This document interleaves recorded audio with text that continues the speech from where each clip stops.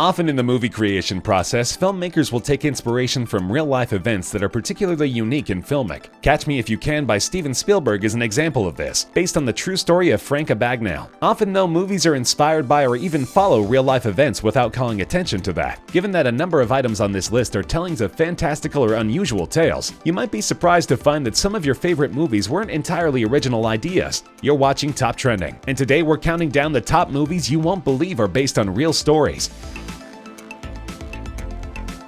To start off our list at number 6, we have the 1975 Spielberg flick Jaws. You're almost definitely familiar with the plot of the movie, or at the very least the iconic theme by John Williams. Jaws sees a small team of townsfolk attempting to hunt and kill the great white shark terrorizing the town. You may know that the movie is based on a series of shark attacks in 1916 on the coast of New Jersey, in which 4 people were killed in the span of about 2 weeks in summer. As Cracked points out, though the behavior of the film shark was exaggerated to heighten the drama of the film, the reaction of the victims definitely wasn't. After the string of Jersey Shore attacks, the media sensationalized the attacks. The reaction from the media and general public over the shark attacks is estimated to have cost the New Jersey tourism industry $250,000, or over $5.5 million if the money were to be translated into modern-day values. Local councils did their part to attempt to protect people from the shark attacks. Areas of beaches being closed off and surrounded by wire fences, entire beaches being closed, and explosive devices being used to try and take the shark down, as the number of sightings were increasing. On the 14th of July 1916, the Atlanta Constitution reported that armed shark hunters in motorboats patrolled the New York and New Jersey coasts, while others lined the beaches in a concerted effort to exterminate the sharks. Shark hysteria was everywhere around the time of the New Jersey attacks, despite only a few people having been killed over the course of the entire period. And the reaction from those affected really does mirror the reaction of those in the movie, perhaps even more so. The 1916 Jersey Shore shark attacks quickly swung public opinion from initially viewing sharks as harmless to our more current view of sharks as ruthless, dangerous animals, and so the hysteria from those affected is enough to make our list.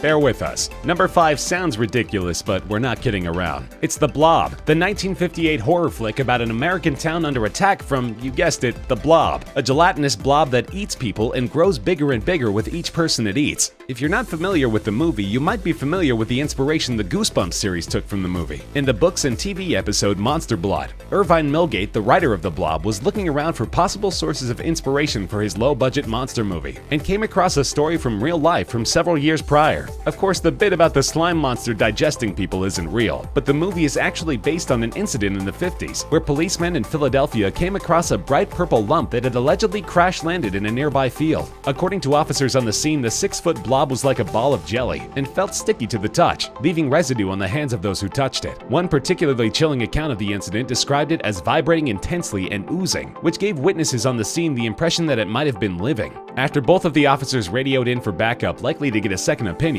the gelatinous mass began to dissolve and fall apart. Half an hour later, it was as if it never existed, or so the report goes. It's sketchy as to the full details of the event. Our research into this didn't leave us with more than a few reports of the account, so this wasn't a particularly widespread event. It's possible that a local chef dumped some jello in the middle of a field, or some Philadelphia teenagers got bored and decided to prank the police. What else was there to do in 1950? The day after the event took place, the Philadelphia Inquirer ran the story, with the headline "Flying Saucer Just Dissolves." Either way, this case is an interesting one. It's too loose of an inspiration to really be credited as the event the movie was based on. But regardless, it was the source of inspiration for Milgate when creating his film.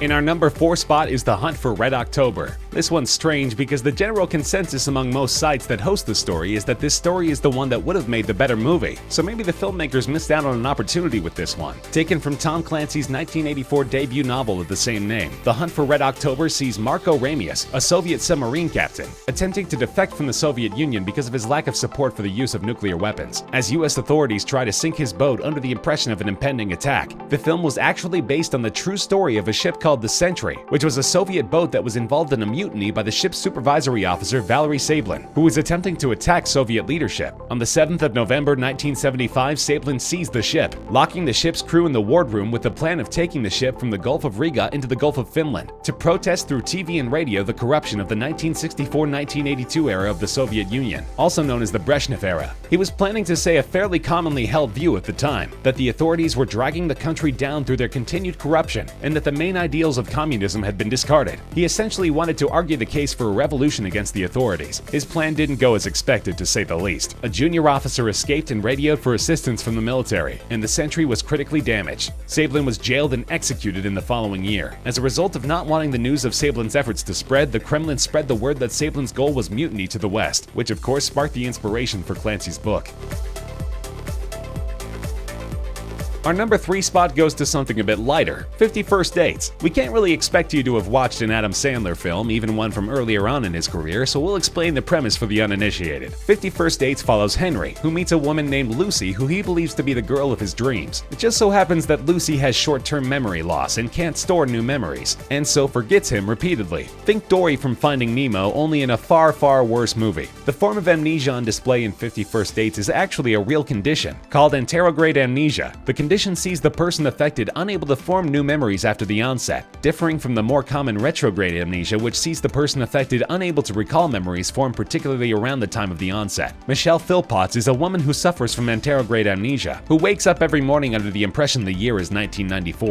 In 1985, Michelle was involved in a serious motorcycle accident, leaving her with some mental conditions, which eventually developed into her amnesia condition. Her husband Ian, who got married to her 3 years after her accident, said in an interview, "It can be very frustrating for me, but I have to be patient and understand. I have to keep calm because I love her. I've known her for 25 years, so I'm lucky we met before she had the accident because she can remember me." Their marriage happening 3 years after Michelle's accident means, similarly to 50 First Dates, her husband has to remind her of their marriage by showing her a photo album containing the pair. The Mail aren't the only publication to draw a parallel to the movie from this case, with Cracked and other websites suggesting the link between the stories.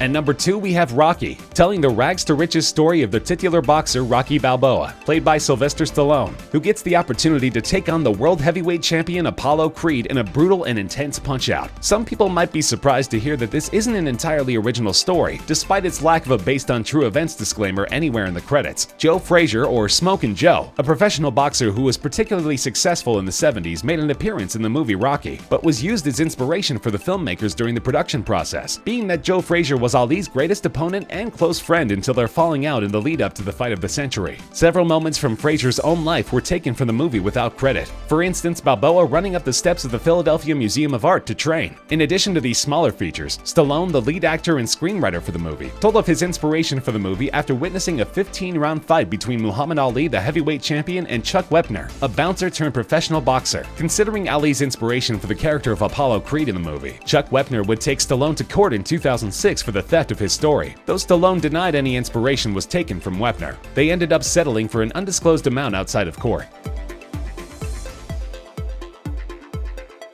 Finally, at number 1, we have A Few Good Men, a film by Rob Reiner from 1992. The movie follows Lieutenant Daniel Kaffee, played by Tom Cruise, a lawyer assigned to the trial of a murder of Private William Santiago, who died whilst being hazed by 2 fellow Marines. To cut a long and, well, fantastic story short, Kaffee provokes Colonel Jessup into confessing he ordered the illegal hazing that resulted in Santiago's death. If you haven't seen A Few Good Men yet, be sure to put it at the top of your list, even if just for Jack Nicholson's performance. The screenplay was written by Aaron Sorkin, who also wrote The Social Network and Molly's Game. Sorkin took particular inspiration from his sister, a military lawyer in the 80s, who, true to the film, represented a Marine at Guantanamo Bay over a hazing incident similar to the one in the film. One of the Marines involved in the real-life hazing incident was David Cox, a man who viewed the hazing incident as just following the orders of his superior officers, and believed himself to not be in the wrong. Cox at trial was convicted of assault, having, according to Boston 25 News, stopped the Code Red, and was given a military discharge. Several years into adapting to civilian life, he saw the film A Few Good Men, and noticed the similarities between his own experiences and those presented in the film. Cox led a lawsuit against the film production company that took inspiration from his story, despite no names being named, or even the suggestion that the movie was a dramatization of real-life events. Things took a creepy turn for the worse as David Cox disappeared from his home, seemingly having vanished out of thin air in early 1994.